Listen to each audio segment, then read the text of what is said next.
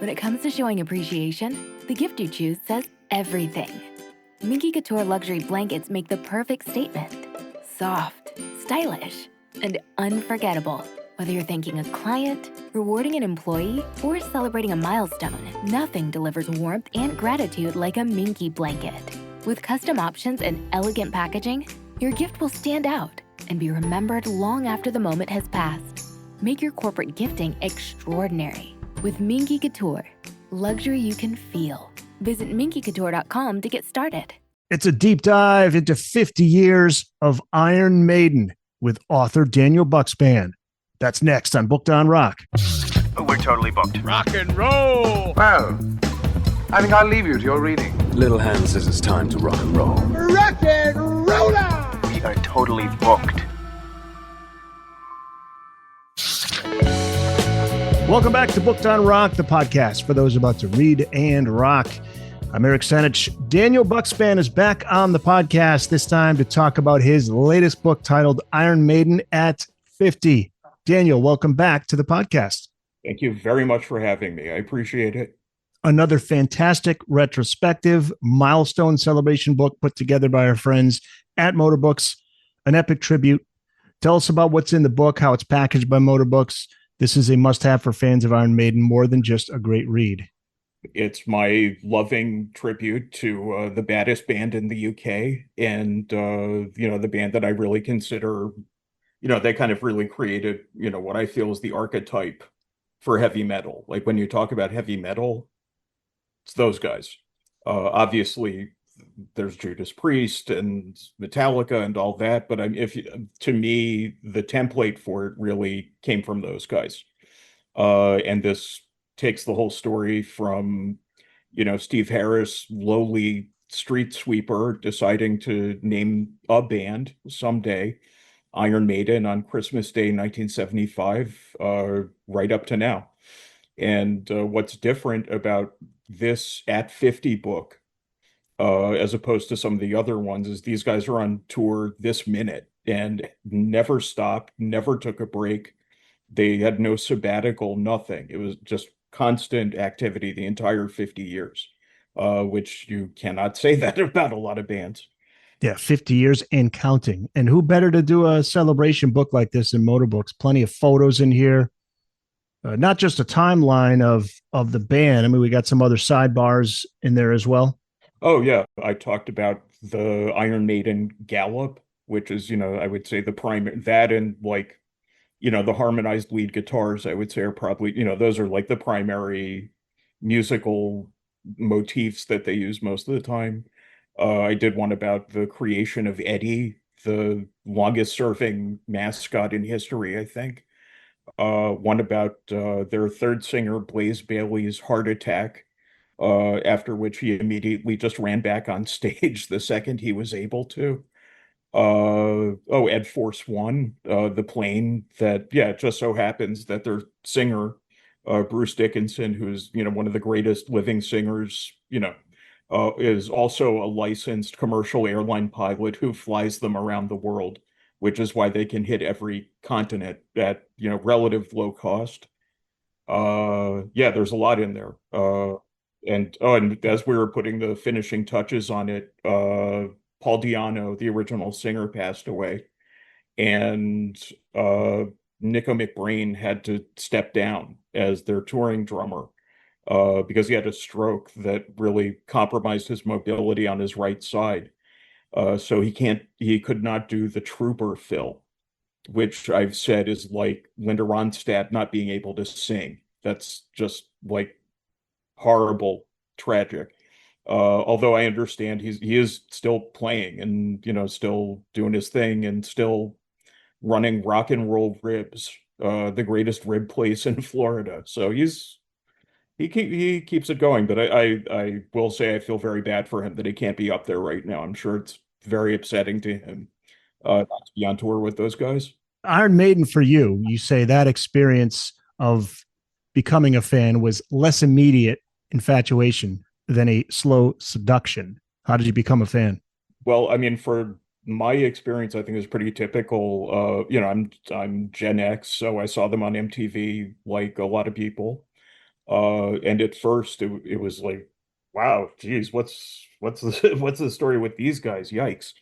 Uh, but yeah, I think, their realness and their authenticity and the fact that they were just absolutely unapologetic in everything that they did. I mean, even in the time when I wasn't listening to them, you could tell that about them, that this was the real thing.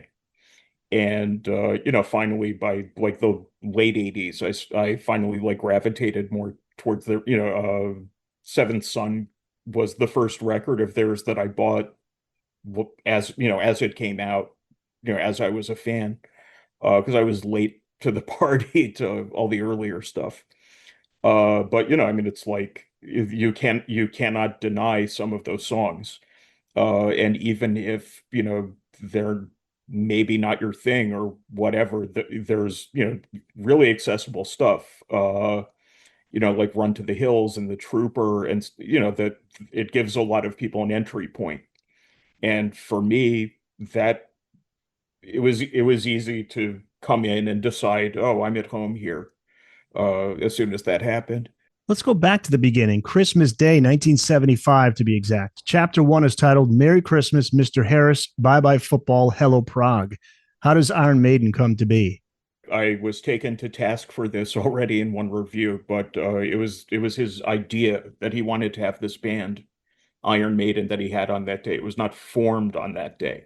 So to that person, Okay. sorry I said that. But that was the day that he was like, I saw this movie, The Man in the Iron Mask. They had this thing in it called an Iron Maiden. That is a cool ass name for a band, and I am calling my band that. Then it takes some time to actually get the band together. But he had the idea right off the bat, and and he designed the logo right off the bat, and he was not even 20 at the time when he thought of those things, and had those ideas, which were still today, they're still going. The Eddie mascot was from the early days. They had all these ideas early on that have just lasted the whole time. And that's really unusual. The debut single, Running Free, was released on February 8th, 1980. And that's notable because it's the first appearance of the band's mascot, Eddie. Yep. Let's talk about him some more. What is the origin story there?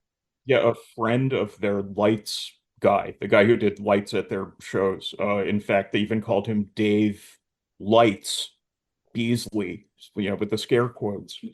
I think it was a friend of his. It was a paper mache mask that they molded on his face. And that was just behind them on stage when they would play at these little clubs. And at the end for the big finale, it would like vomit blood, usually on the back of their drummer, who was not happy about that. But, show business, the show must go on. And it just got more, it got bigger as it went on. But, when they really put in, I think when they like really put an identity to it was when Derek Riggs designed the drawing that they picked, and that just became Eddie. And it was perfect. In the book, their manager, Rod Smallwood, came in with all these drawings that Derek Riggs had done and said, which one of these do you like for the cover? And they all pointed at the same one, and that was the picture of Eddie, and they were right on target with that. And it's just gotten bigger and crazier as the years have gone on, but it just started on some guy's face. You write, quote, some bands take a couple of albums to hit their stride. Iron Maiden's self-titled debut had no such issues. Released April 11th, 1980, Running Free and Sanctuary, the singles. Very different lineup than the one music fans know or the casual Maiden fan may know. Tell us about the album, who's in the lineup, and why you're a fan of it.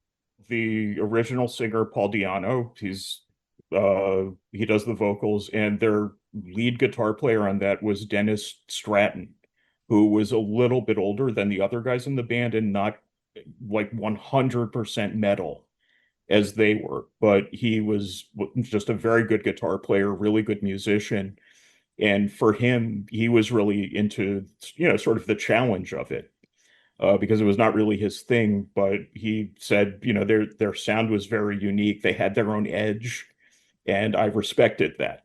And so he was really approaching it in that way. Unfortunately, apparently he listened to stuff like Steely Dan and the Eagles in his off hours, and and their manager, like, that became this problem between him and their manager and Steve Harris, and he was asked to leave, which seems a little weird to me. But to me, he's like, when I listen to that record, to the debut, like, I can't say anything bad about that record at all. I think it's perfect from start to finish. All the playing is top notch. Everything is just completely on point. And I mean, to me, the thing that people listening to Iron Maiden today would be most surprised by is just how, like, raw and savage that first record is. But, because we think of them now, they're a lot more grandiose, I guess, in what they do. But at the time, they were like, that was the sound of a band who would cut you. If you ran into them in an alley, they would cut you. And Paul Di'Anno even carried a blade around with him, so they had just this real thuggish kind of energy that I think really worked for them in the early days. And did I mention all the songs are great on that first record? I skipped nothing ever. Well, do they revisit those songs? Yeah, they still do Running Free. The song Iron Maiden is on there, so they do that all the time. I mean, they do everything from their entire catalog. There is no period really that they downplay. Okay. So it's not a Sammy Hagar, I'm not going to sing the Dave stuff unless I absolutely have to. No, every Bruce Dickinson sang not all the material, but the material from both singers who were in the band when he wasn't in it. He had no attitude about it whatsoever. And I think Steve Harris sees the whole thing as kind of a continuum, that we are Iron Maiden. This is what we've done. Some people maybe have come and gone, but Eddie is forever.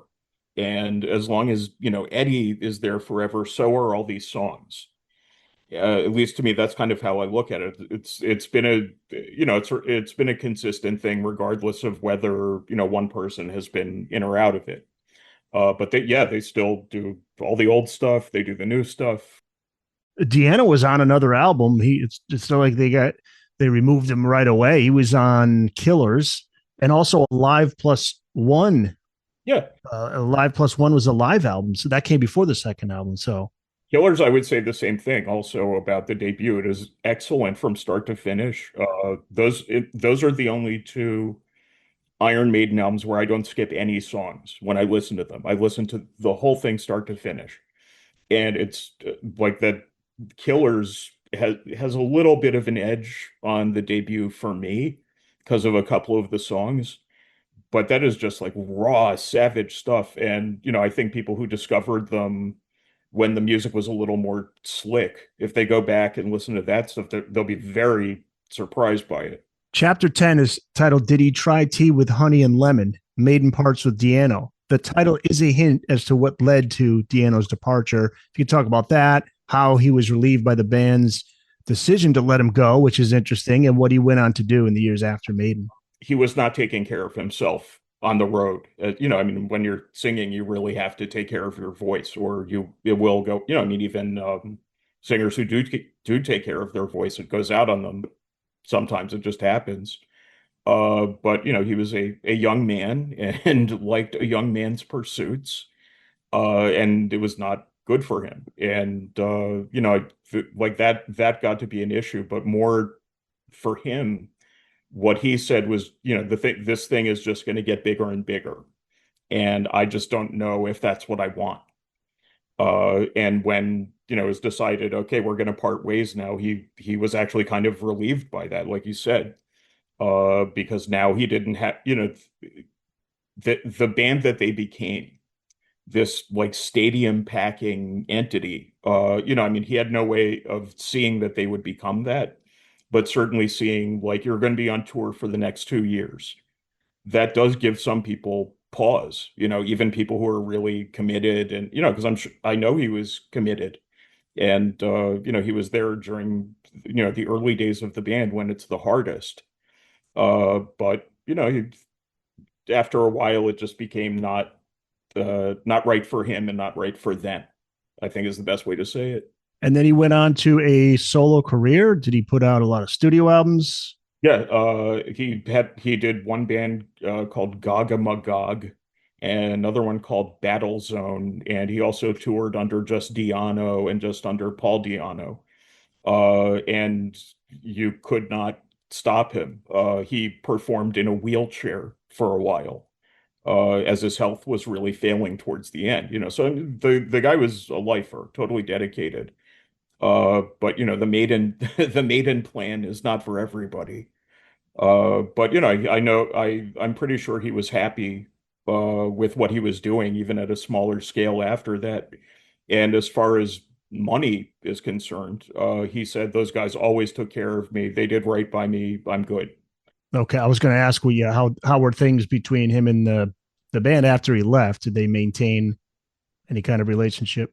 Yeah, and at the end, actually, he got really sick with a bunch of things, and towards the end, Maiden paid all his medical expenses, Oh, wow. which is, I mean, that's pretty solid. When their original drummer Clive Burr, he got multiple sclerosis and he couldn't play anymore, but they helped sort of customize his house and his car because he was wheelchair bound at that point, and they helped him with all those expenses, and they really did the right thing. That is so cool. Yeah, and everyone who was ever in the band is still has a connection to the band, and you don't hear Dennis Stratton from the first record or Blaze Bailey who sang from them later. You just don't hear them going like those guys. They're awful. You should never get in the same room with them. Those are terrible people.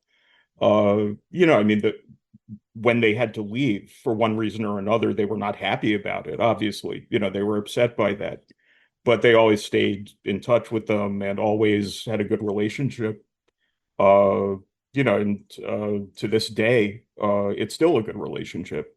That's a great story to hear, especially in that business that you don't hear those stories often.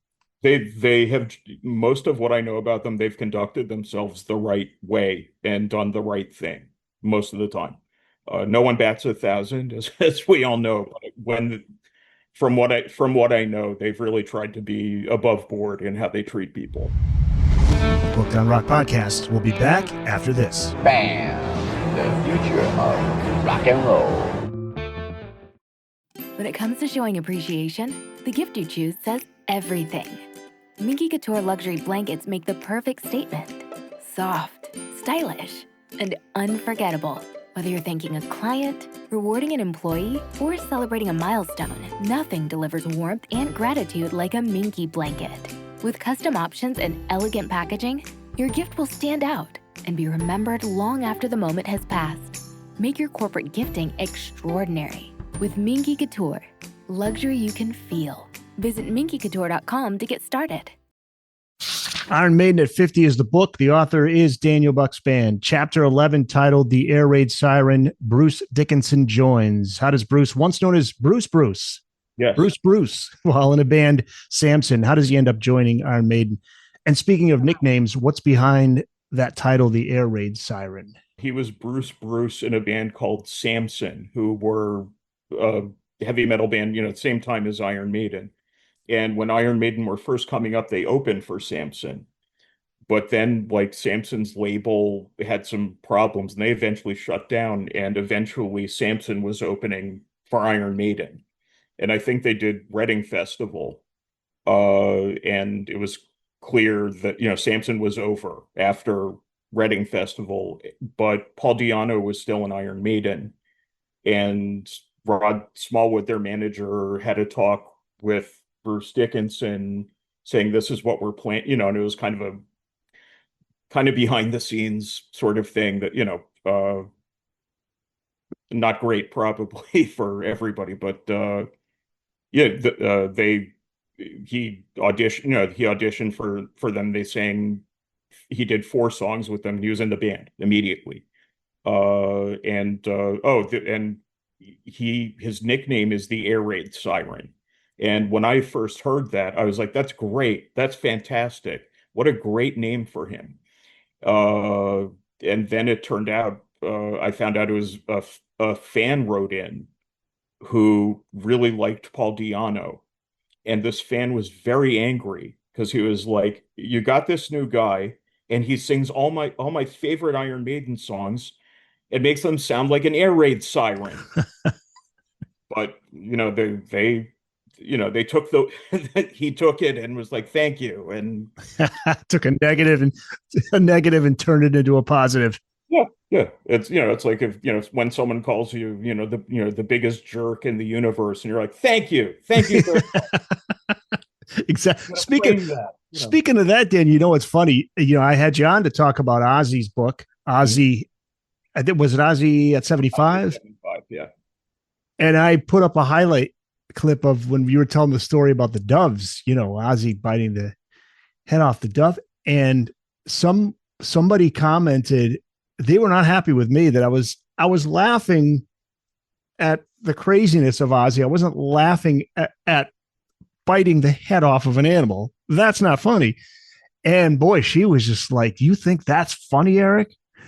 You're a jerk," or something like that. I said, "Oh my God." Usually I don't respond. I go, "Oh my God, come on, please. Are we, let's just make sure we're clear on this. I'm not laughing. The idea of biting a head off of an animal is not No, fun." you're not, but everyone on the internet has something to say. And if I may, you should have responded with, "Thank you. I hope it was painful." I should have taken, yeah, should have taken the Bruce Dickinson approach on that one. Oh my God. You reminded me of that when you mentioned that. Yeah. So Dickinson, the results are immediate with him in the band. 1982's Number of the Beast was their first UK number one, and it features two songs that are forever part of Iron Maiden history, which are Run to the Hills and The Number of the Beast. And everything seemed to fall in place with Bruce in the band, and not just vocally, because you talk about how producer Martin Birch really pushed him to sing higher and harder, and he did. But also Steve Harris now can write music that he wanted to write all along. Now he's able to. Yeah. I don't know if people really knew quite what Harris had in mind. When he was thinking, maybe this Paul Di'Anno guy that we have has some, as good as he has some limitations. I don't know that he was necessarily thinking, I want that guy from Samson called Bruce.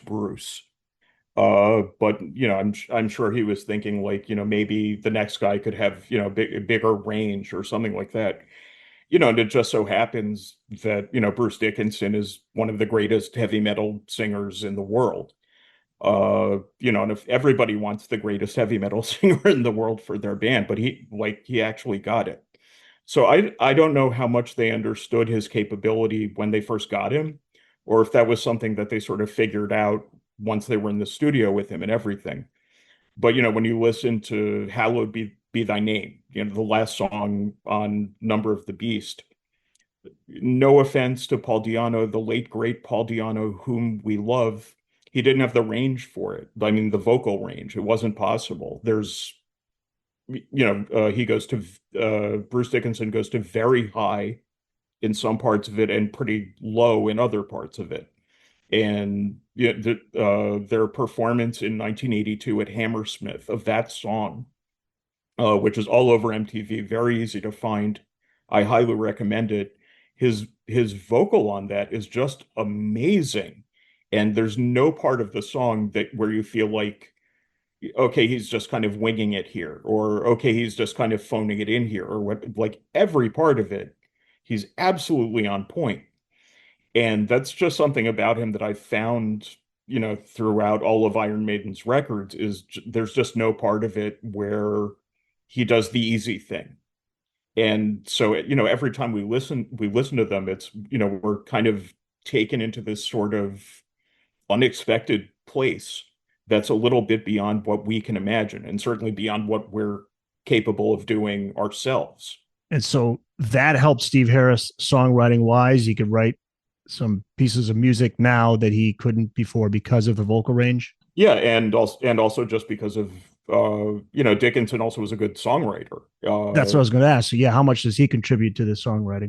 He contributed a lot, and the guitar player who replaced the guitar player on the first record, Adrian Smith, he and Dickinson ended up like kind of pairing up a little bit and writing songs together. And a lot of them I think are some of Maiden's best songs, like 2 Minutes to Midnight, which no Maiden concert can happen without it, Classic. I mean, that's just top flight Maiden right there, an excellent example of them at their best. So Dickinson, like, he really had a lot to offer. And again, as Paul Di'Anno wrote lyrics too. He wrote music too, but it was just different with Bruce. It was just a different thing entirely. That's really the distinction. Clive Burr is on Number of the Beast. He plays drums on that album, but soon we would see the arrival of another beloved member of Maiden, Nico McBrain. The decision to remove Burr. He's partying too hard too. That is what he was told. He denied that. The way he told it, that he had to leave the band to go back home because they were on tour in America, and he had to go back home because his father died. And so Nico, who they knew already from this other band called Trust, was going to sit in for Clive while they did their tour dates. But when he came back, they decided they wanted to keep Nico. And the whole thing sounds a little like we don't really know what the whole story was there, because Steve Harris says one thing, Clive Burr says another thing, and you just kind of get the feeling the truth is somewhere in the middle. But again, these guys, I really have to kind of hand it to them. They don't get out there and just like talk a lot of shit about each other, and there's no feuding in the press, or they don't do that. They have here and there, but for the most part, they don't do that, even when they're out of the band. And Clive Burr said obviously he wasn't happy about it, and he thought it was a very unfortunate thing, but he just went on to his next band and got on with it, and played until he couldn't anymore. First album with Nico is 83's Peace of Mind, featuring Flight of Icarus and The Trooper, two more iconic Maiden songs. And the final track on the album is interesting, To Tame a Land. Yes. If it were up to the band, they would have called it Dune with different lyrics. You covered this topic in chapter 14, which is titled Revelations. Frankie Herbert hates Iron Maiden. Yes. He said so he had his assistant say so. Because they wanted to do this song about the book Dune. There's all these lyrics in it that just come directly. I don't know if you've read the book, but it's directly. Yeah, I had the book. It's been a long time. The movie came out around that time, right? With Sting. The movie came out in '84, so yeah. So Peace of Mind was a year earlier, and I must give Steve Harris credit, because a lot of the songs that he's written are based on the book, not the adaptation of the book. So he actually reads. He's a reader. Not a lot of readers in this genre, I gotta say. But no, they wanted to call it Dune. They sent a letter to Frank Herbert's office. May we call it Dune? And basically the guy's like, absolutely not. I don't like rock music. I don't like heavy rock music. And I especially don't like heavy rock bands like Iron Maiden. Again, this is through his assistant. So I'm hearing the Steve Martin will excuse me. yeah, pretty much. Yeah. So they had to call it To Tame a Land. Wow. Which is fine. And I don't think it would have done anything to sales of copies of Dune, one way or whatever they had called it. But that was sad. That was sad. They just wanted to do a nice tribute to the guy, and he would. Very sad. Booked on Rock Podcast. We'll be back after this. Now might be a dandy time for that recess. When it comes to showing appreciation, the gift you choose says everything. Minky Couture luxury blankets make the perfect statement. Soft, stylish, and unforgettable. Whether you're thanking a client, rewarding an employee, or celebrating a milestone, nothing delivers warmth and gratitude like a Minky blanket. With custom options and elegant packaging, your gift will stand out and be remembered long after the moment has passed. Make your corporate gifting extraordinary With Minky Couture, luxury you can feel. Visit minkycouture.com to get started. Maiden's run continues with 1984's Power Slave that features 2 Minutes to Midnight. You mentioned that one. Ace is High. That is followed by 1986's Somewhere in Time. Features Wasted Years and Stranger in a Strange Land. The title of chapter 17 is It's No Turbo. Iron Maiden gets a lunch break. Now, the title is referring to Judas Priest's controversial album from the same year, which I didn't even realize, which is Turbo, which is a notable change. Commercial, glam metal sounds, synthesizers in it for the first time. On Somewhere in Time, Maiden incorporates guitar synthesizers, a first for them as well. And it's, you say, the most slickly produced and ornately arranged thing the band had ever done. What response did the album get from fans and critics, and how did it fare compared to Priest Turbo? Priest Turbo is hated, but to this day. But a lot of that, I must be blunt with you, is because the songs are all terrible. It's not just the arrangement. The arrangement, that's a problem, and all the synthesizers were a problem, but the songs are awful. If the songs had been good, maybe this would be a different discussion. All the songs on Somewhere in Time are good. That's really the difference. And also, it wasn't as like drenched in synthesizers as Turbo was. Turbo, the title just should have been, we're using a lot of synthesizers on this one. You know, Yeah, that would have been funny for the album title. I mean, and that's how everyone talks about it. So maybe, with Somewhere in Time, I mean, it still sounded like Iron Maiden. It's still the songwriting, it still sounded like them. And the keyboards are there, but they're not like, super obnoxious, like, who the hell are these guys all of a sudden? I do remember people complaining about it anyway, though. Another great sidebar in the book, and you talked about this at the beginning, and I find this fascinating, the band's hallmark galloping rhythm sound. Yeah. You really get into this and the history of it. It started on the song Killers, and then again on the songs The Trooper and Run to the Hills. You write, quote, though Maiden gets a lot of credit for this musical motif, they did not invent it, not by a long shot. This goes all the way back to the 19th century. The William Tell Overture, which a lot of people will call the Lone Ranger song. It has that sort of, it basically has that rhythm to it, and that sort of I don't know if that's the first time it ever appears in Western music, but it's the earliest famous example. And in music theory, it's 2/16 notes and an eighth note. For those of you listening at home who have studied music theory, but it's that like da da da da da da da da da. And you only find it in the William Tell Overture and heavy metal. It's such a like identifiably heavy metal thing. You do not see it in other genres ever. No. Except in No More Words by the band Berlin. Other than that, wow. Yeah, I've never heard it. And I remember hearing that and being like, wow, they're doing the gallop. They're changing their sound. Was it Steve Harris that said, he's like, that's cool that we're associated with that, but we're more than just that. Yeah, but it's a pretty big deal, though. I mean, still, it's cool, man. Love it. It's really the thing they're known for, and they didn't do it first. That and certainly a lot of bands that were influenced by them really ran with it and did different things with it that were really interesting. But people just respond to the gallop all the time. New listeners, they just immediately respond to that, and it's just a very strong motif. It's hard not to react to it. Chapter 18 is titled Seventh Son of a Seventh Son. America Disappoints Steve Harris.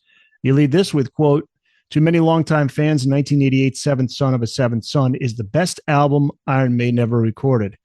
Can I Play with Madness, The Evil That Men Do, and The Clairvoyant all from this one went platinum, but Harris felt it could have done better. What was his frustration with U.S. fans, and was he right?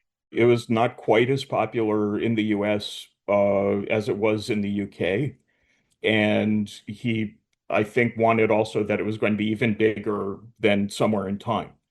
But unfortunately, right around then, things were starting to change in the U.S. in terms of metal, and stuff like Metallica and Slayer and stuff like that was 1988 when Seventh Son came out. That's the same year as And Justice for All by Metallica, South of Heaven by Slayer, State of Euphoria by Anthrax. I mean, that was really a moment of, thrash metal coming in. Metal fans here were still into Maiden, and they still bought that record, but here comes the new pretty girl, the younger, sexier, you know, I mean, they got through it because Maiden gets through everything. But I mean, I remember at the time, it was if you were into metal, most of the time you were definitely talking about Metallica or Slayer or something like that, and more classic stuff.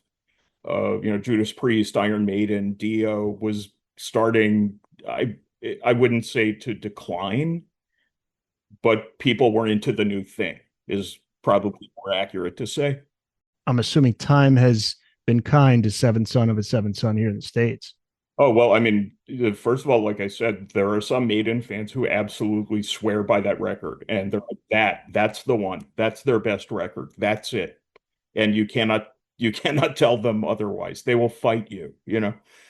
But yeah, no, I mean, it's, now, everyone is like, oh yeah, I loved that record. That was great. I loved it right when it came out.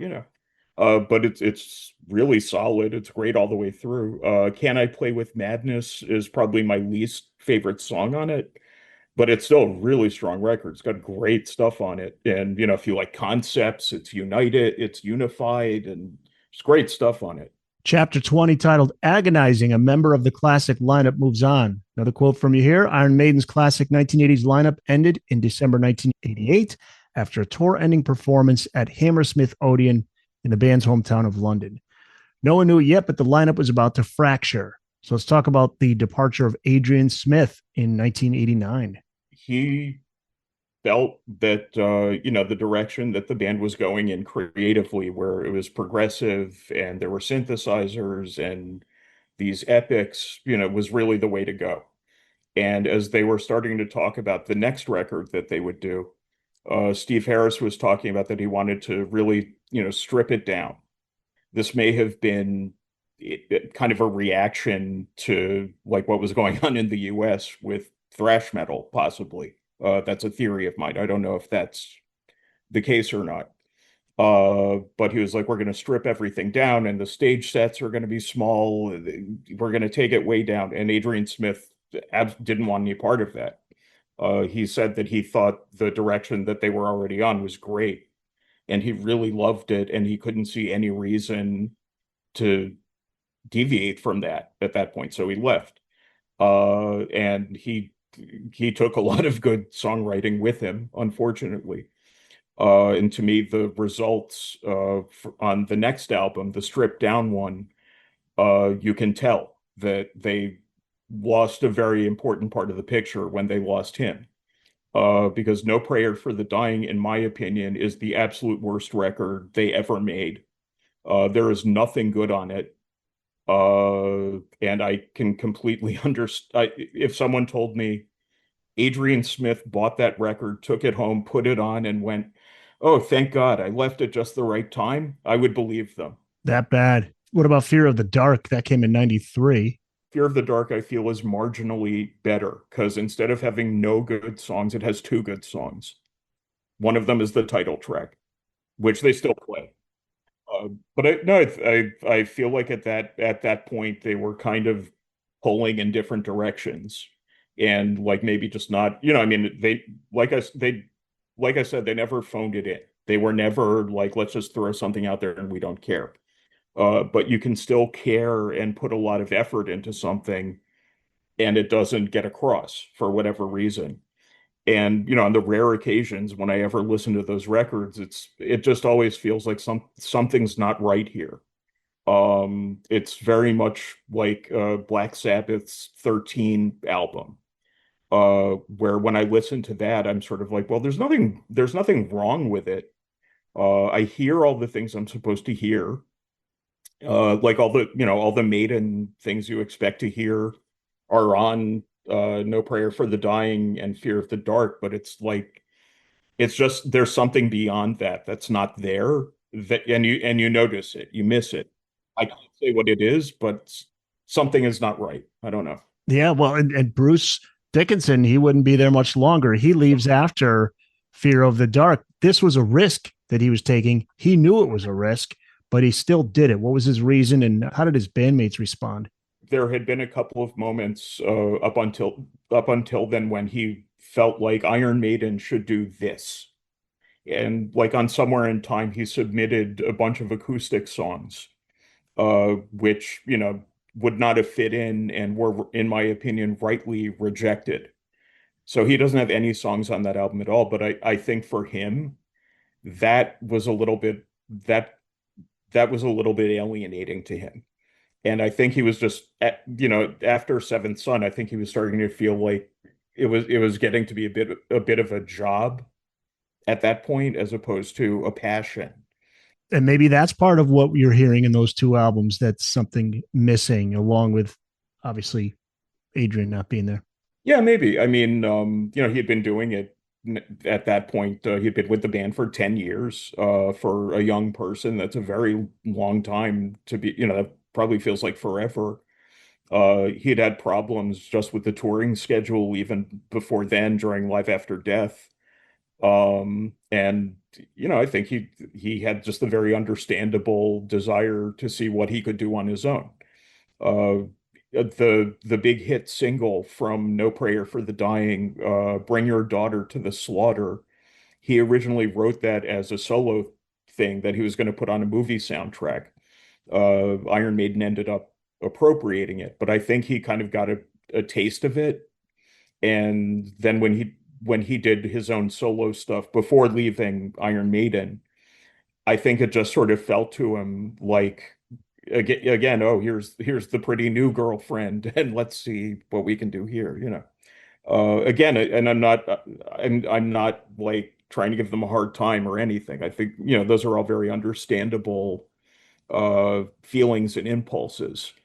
But we all sometimes get distracted by, who's that lady, Right. Yeah. Well, his bandmates seem to be supportive of it, but I think it's in the book where they talk about they maybe it was Steve Harris who's saying, okay, we'll let you finish out the tour here, but he kind of regrets that. Well, the band felt like it again at the end, in that last leg of that tour before he left. They were, and again, I was not there. I don't know to what degree this is true. But they were saying that like he would really only make an effort if they were in like Paris or London or, some major city. But if they were in Iowa City, he would maybe not try as hard. And that really bothered them. Bruce Dickinson's take is different, where he said just that everyone knew he was leaving. So the vibe, coming from the audience was a little weird and was hard for him to work with. Again, this is probably one of those things where the truth is somewhere in the middle again. But Nico himself said by the end of that tour, we could not wait to get rid of him. So, but I must say also, as a former musician myself, when you go on tour with other musicians, if it goes on for a really long time, you will start to hate them and they will start to hate you. So I It's get it. inevitable. Yeah, it's just too long with the same people in a bus, and there will be problems. Booked on Rock Podcast. We'll be back after this. Short pause. Hold your breath for the dynamic duo.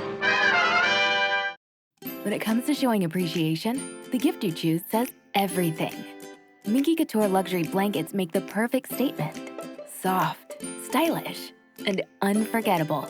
Whether you're thanking a client, rewarding an employee, or celebrating a milestone, nothing delivers warmth and gratitude like a Minky blanket. With custom options and elegant packaging, your gift will stand out and be remembered long after the moment has passed. Make your corporate gifting extraordinary with Minky Couture. Luxury you can feel. Visit minkycouture.com to get started. They recorded 2 albums with Blaze Bayley. 95's The X Factor, 98's Virtual 11. You say the band wanted to go in a new direction, and while Bailey's tenure with the group has remained polarizing, They got the change they wanted. So what's your opinion of those two albums and the Blaze Bayley era? I'm actually a huge fan of both records. I really think they're good. Virtual 11 has Future Real and The Klansman, which are both like bangers, just absolute bangers. They still play them too. Dickinson sings those. Yeah, yeah, That's cool. yeah. And as all the comments sections say, he is better. He is better than Blaze. But no, I like Blaze. I think he's a good singer. I thought he was good on those records. There's live video out there of him fronting Maiden, where you sit there watching and it's like this is different, and that's probably what the problem was like a lot of people just could not accept how different it was.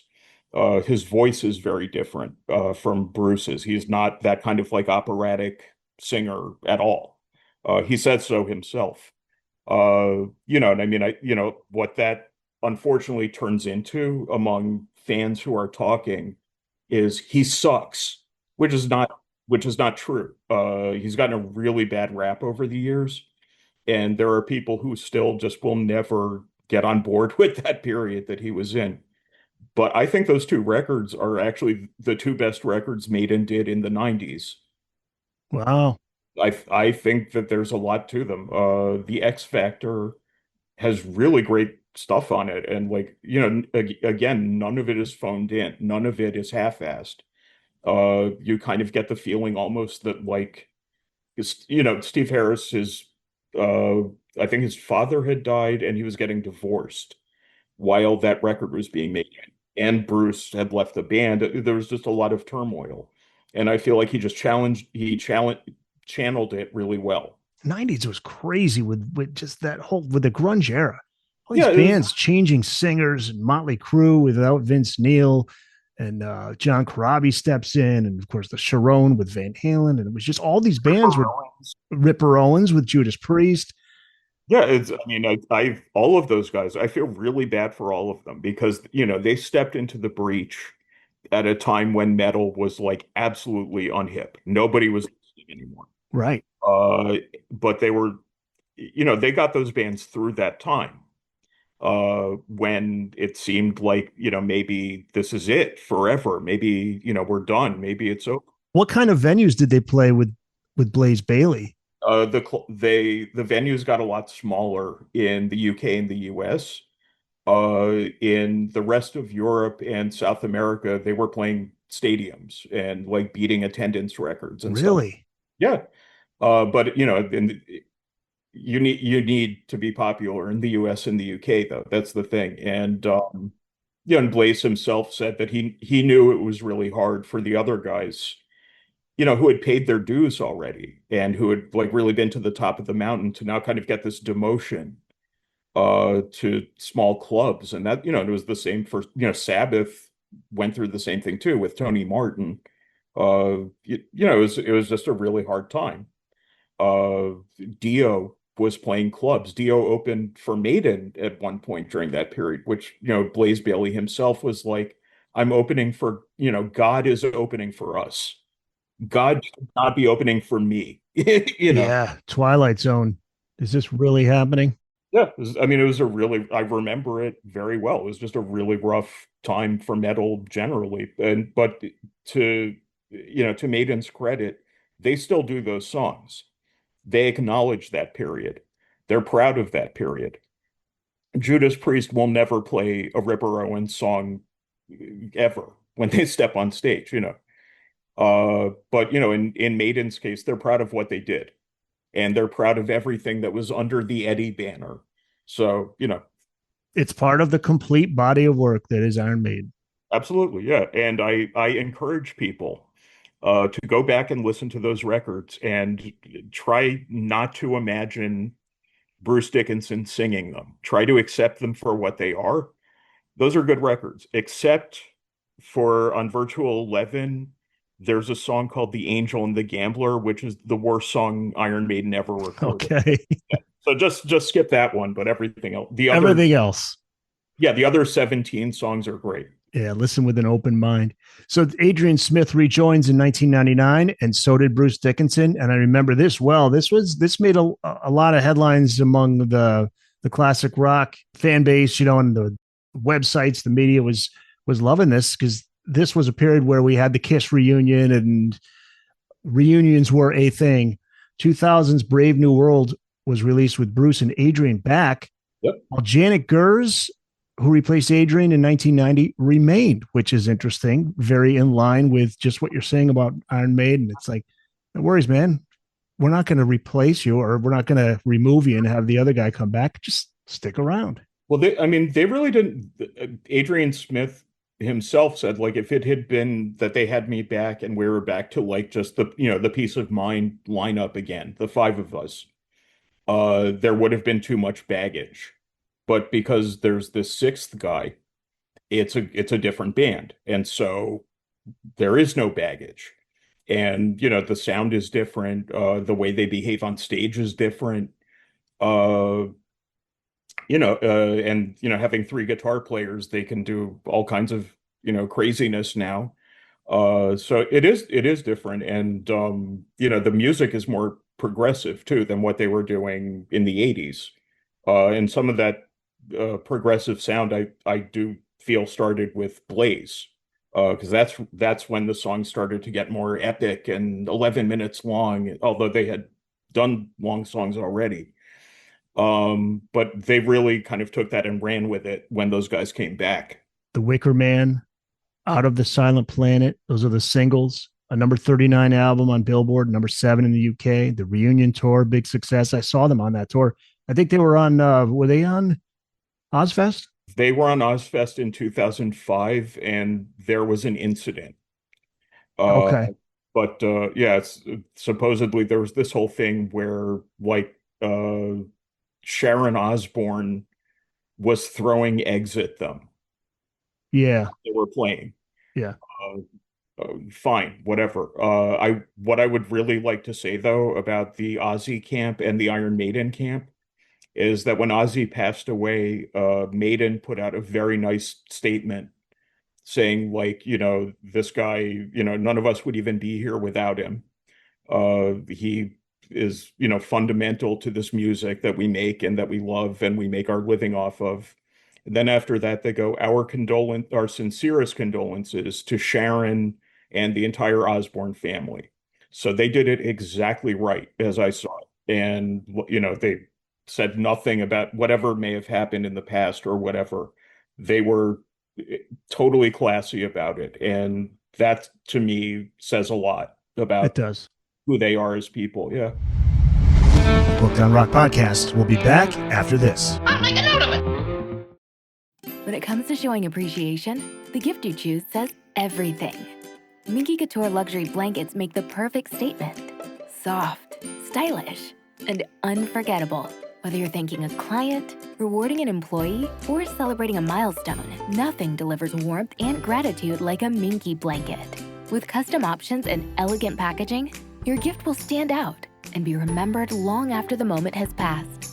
Make your corporate gifting extraordinary with Minky Couture, luxury you can feel. Visit minkycouture.com to get started. Find the Booked on Rock website at bookedonrock.com. There you can find all the back episodes of the show, the latest episode in video and audio, links to all of the platforms where you can listen to the podcast, plus all the social media platforms. We're on Blue Sky, Facebook, Instagram, TikTok, and X.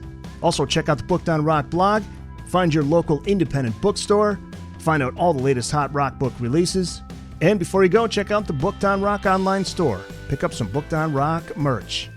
It's all at bookedonrock.com. The legacy of Iron Maiden following that successful comeback album and tour, it just gets bigger and bigger and bigger. The tours expand. In 2015, the Book of Souls album hit number 1, number 4 in the US, number 1, I think, in the UK. I think I have that right? The Book of Souls was 1 in UK, 4 in the US, I think. But they had hit number 1 with the album 43 countries. Yeah, I mean they were Final Frontier, the one they put out in 2010, the one before Book of Souls. Okay. I think that went That was the first one to go top 10 in the US, I think. Uh, Sorry, I'm getting all my different Billboard charts mixed up here. But yeah, I mean, they were a stadium band and selling in stadium band quantities at that point, you know. And it's funny because to a lot of people, Maiden is an 80s metal band, but they have never been bigger than they are now. And last 20 years, I mean, they're 100 times bigger than they ever were. Uh, you know, and most, you know, a lot of it is because they can fly around on their own jet, so they can play places like India and Saudi Arabia and New Zealand, that most bands just skip those places because they're too expensive to get to. It's not worth it for most Not bands. cost effective. Yeah. Yeah, for them, it's cost effective. And you know, they did other things. You know, this again, this kind of resides in rumor land, but I put it in the book anyway. Supposedly, they were following BitTorrent traffic and seeing where the places were where the most illegal downloading of Iron Maiden music was happening. And they said to themselves, let's tour in those places. Brilliant. If it Wow. happened, If it's if true, that happened, allegedly, if that right? that's I brilliant. remember that in the early 2000s, BitTorrent Yeah, yeah, file sharing. yeah, yeah. And Gene Simmons said we're going to sue all of those people who download Kiss albums, and Iron Maiden said we're going to tour where all those people are instead. And so they have a huge following in South America and Eastern Europe, you know, and all these places where it's hard. They don't, you know, you don't have a record store around the corner. It was not as easy in a lot of these places to get their music. But you know, even in the 1980s when they played in Poland, when it was still a communist country, and you know, getting one of their records was just completely out of reach, people would smuggle them in. So people are willing to break the law to hear Iron Maiden music. Yeah. And Iron Maiden are like, let's exploit that as opposed to let's punish them. Right. Why swim against the tide? Swim with it. Roll with it. 100, yeah, 100%. And they did the right thing, in my in my opinion. It paid off for them. Yeah. Senjutsu in 2021, another one. That was studio album number 17, number one in several countries, number 3 in the US. Mm-hmm. Going back to your introduction, you say it feels weird to be writing a retrospective book about Iron Maiden because they are still going strong. Talk a little bit more about, you talked at the top about the fact that Iron Maiden is still going. They're touring right now. So what is the current status of Iron Maiden? As far as I can tell, they intend to continue until all of them are dead. That's I can't, you know, Bruce Dickinson said as much. We will probably all die on stage. I bet Nico McBrain, if he could have, would have loved to die on stage. He would have loved nothing more than that. But you know, he had to step down. They brought in this new guy, Simon Dawson, and they've not missed a beat from what I can tell. And I expect them to just basically to continue for as long as Steve Harris says we're going on, because he really is the guy. Studio albums included? Yeah, They're going to get back in the studio. probably. I mean, I read something today, where Bruce Dickinson was talking about wanting to make a new Maiden album soon. And Steve Harris said something like, we don't have time right now, which of course the clickbait headline was Steve Harris doesn't know if there will ever be a Maiden album. But no, the reality is just they're on tour through next year. You know, I mean, right now is not, they can't book studio time. Steve Harris shocks Maiden fans. I hate that stuff. In all caps. It's so dishonest. It is. Yeah, but they'll, when they continue, that will be disproven. So, you know, the reality of it speaks for itself now, and it doesn't really matter what the clickbait headlines say. I expect them to go on. I can't see, Steve Harris just kind of seems to me like the kind of guy who's not happy sitting still. And he would just want to continue. You know, there's the age thing because they're all around 70 now, and you know, and you can't do this forever. You know, and we've talked on previous podcasts about, like, you know, Neil Peart having to stop playing because of what was going on with his body. When Black Sabbath got back together in the 2010s, Bill Ward didn't join them, but they got this much younger guy who's in Ozzy's solo band to play drums for them. And when I saw them, I was really feeling like, playing heavy metal drums is a young man's pursuit. And once you get to be like 65, 70, it's just really hard on your body. It's just really hard to do. And I'm sure all these guys would love nothing more than to just still be playing. Uh, but sometimes your body doesn't let you. Alex Van Halen.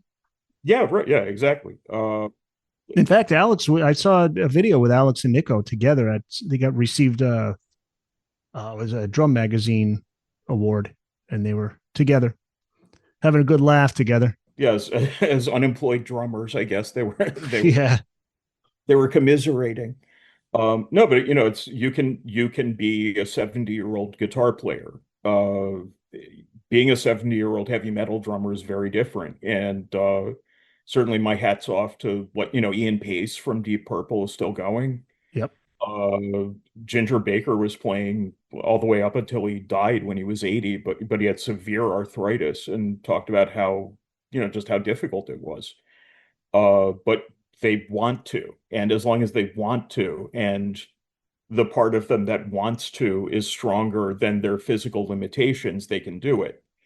Unfortunately, sometimes the physical limitations speak louder than how much you want to do something, as Poor Phil Collins. yeah, that's grim. Or Ozzy Osbourne, having to, sit there, obviously not doing well, but still wanting to perform. That's tough.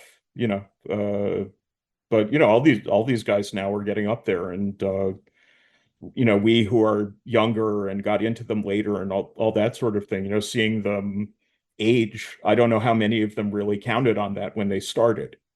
I was going to say that. Yeah, they never think past the age of 30, if that. Hope I die before I get old, and now they're all old. And that's got to be kind of rough for them. I know Pete Townsend has people like, 10 times a day saying to him, like, so now you're old. How do you feel about that? Oh, God. Yeah, right. Yeah, and he has to defend himself every time. But I mean, props to them, man. They sound pretty damn good, though. I was watching some they don't clips sound bad, but I mean, like they enough already. Oh, right. Okay, Yeah. we get it. You're the Who. Thank you. They don't. I don't know. They don't seem to be enjoying it, and like the things that they say in the press, especially Roger Daltrey, it sounds like, dude, you proved it already. You can go home and garden and drink tea, and you'll be fine. Yeah, I love Dolce, but yeah, he does have that vibe of like this is a little bit of work for him. Yeah, hard work. Which is, I mean, to belt out those songs at his age is tough. Yeah, I mean, he's still able to perform, and so is Townsend, and I mean, as long as they're able, and Townsend said, I do this for money. So, so there's that. But with Maiden, it seems like they're doing pretty damn good. And Dickinson always seems to be somebody who takes good care of himself. Yeah, I mean, the only way I can knock him at all is to talk about his performance of the Star Spangled Banner a couple of weeks ago. Oh, not good. It was he started, I think, in a higher key and then sort of adjusted after like the first sentence, and that was a little weird. And it's a little pitchy in places, but you don't usually hear him singing like at full throttle without the band. So, with all the, the drums and guitars and all that stuff going on, you don't hear any little flaws or imperfections or whatever that may be happening in his voice. When you take all that away, then you see everything, and sometimes it doesn't always hold up. But I mean, towards the end of it, that was Bruce again, operatic, nailing, when he got to Land of the Free, when he said free, just extending that to the horizon. It sounded great, but he was only up there for like a minute, and that's not enough time to warm up. That's, I don't know if he did his Mime Mimo Moo in the dressing room right out there. Well, I defended Steven Tyler back when he took hits for when he did the national anthem at Fenway, and everybody's like, "Oh my God, he's terrible!" I'm like, he's a rock and roll singer. He's one of the greatest rock and roll singers of all time. But you're putting him up there and having him do the national anthem. I just, it's a different environment. It's a whole different situation. Yeah, it's not the same, and it's they get these people to come and do it, and I think we see with certainly with like pop singers, it's just they don't get it, and they sort of don't understand what that's all about and what the people in the stands want. And I think that the people who do the best job of singing the national anthem at ball games are usually, here's little 8-year-old Stella who just won a beauty pageant. Isn't she great? Yes. And she's gonna come, and then everyone's like, oh, she's so cute. That's Yeah. what, in my opinion, that's really what it's for. I will say though, however, in my off hours, when I am resting and relaxing, my favorite thing to watch on YouTube is Star Spangled Banner fails. Well, I thought you were going to say what you love to do is sing the national anthem at home. No, okay. The minute In you the get shower, go fire up YouTube and oh my God, just I'm not, it's a guilty pleasure. It's and how. Booked on Rock podcast. We'll be back after this. The outlook is rosy. The future is bright. Hey guys, thanks so much for checking out the Booked on Rock podcast. If you've just found the podcast, welcome. If you've been listening, thank you so much for your support. And make sure you tell a friend, a family member, share on social media, and let people know about Booked on Rock. And if you do like the podcast, make sure you subscribe, give a 5-star review wherever you listen to the Booked on Rock podcast. We're on Amazon, Apple, iHeart, Spotify, Spreaker, TuneIn, and on YouTube Music. You can check out the full episodes on video, along with video highlights from episodes on the Booked on Rock YouTube channel. Find it at Booked on Rock. Thanks again for listening. Now back to the show. Iron Maiden at 50. The book is out now. It came out September 16. So it's out there through Motor Books. Find out where books are sold. Look for it at your nearest bookstore. You can go to bookedonrock.com to find your nearest independent bookstore. And Daniel, you're online. Where can people find you? Social media, websites? My website is notoriousbuk.com. And I'm on Instagram just at Daniel Bukszpan, like it says on the spine of my books. I'm on Facebook, same thing. And that is my social media presence. And if you want to just mail money to my house, I take cash. All right. That's maybe the greatest website domain name, notoriousbuk.com. I wasn't going to make people spell my last name. That's awesome. Yeah. Daniel, thanks again for coming on. I think this was your third appearance on. We had Rush, Ozzy, and now Maiden. So We'll see. We'll see what's next down the road. You got any projects? Yeah, I just finished a book about Rush's 2112 called Rush and 2112 that comes out in March. Okay. And then later that year, I have a book about the Big Four, Anthrax, Megadeth, Metallica, Slayer coming out. And then in 2027, I have something else, but I can't say what it is yet. Okay. All right. Well, I'll keep the podcast going until 2027, at least. And the mighty Steve Roth will keep getting in your face about booking me, and I will be there. I'll show up. Steve Roth from Motor Books. Yeah. He's the man. I have to call him Stephen Lee Roth now, like for the rest of his life. Stephen Lee Roth. He is the co-host of the DLR cast, by the way. Do you know that? Yeah. Yeah. Steve. All right, Daniel, thanks so much, man. This is great, and I'll talk to you again down the road. Thanks for having me. Appreciate it.